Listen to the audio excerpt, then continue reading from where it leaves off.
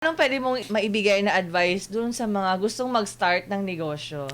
I'm no guru or an expert by any means, ha? I mean, by according to your experience. Yeah, Oo. if I can share something based on my experience na lang, siguro don't complicate things. Don't overcomplicate things. Mag-focus lang tayo sa dalawang bagay. Number one, ano ba talaga yung kailangan ng clients ninyo? And number two, work well with the people around your business. That includes your clients, staff, yung suppliers. Importante. Yun ma. Ganun lang. Huwag niyo masyado kasi meron akong story, ma'am, narinig. Okay lang. Okay lang, go! Ang ganda ng concept, parang online bake shop siya. Tapos, basta ang ganda ng concept niya, parang mag-order ka sa amin, papadala namin yung bread sa'yo, fresh, kinabukasan.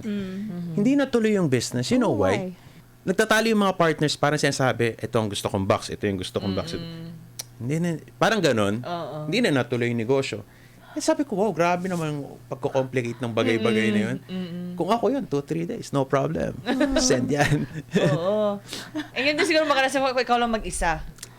Yun yung Than having pros. partners. Pero, like I said, you work well with the people around your business. Kung ako yun at may partner, sasabihin ko lang na lahat ng box na yan, lagyan natin ng bread, send natin sa clients. Kung ano yung magustuhan ng clients, we'll use that.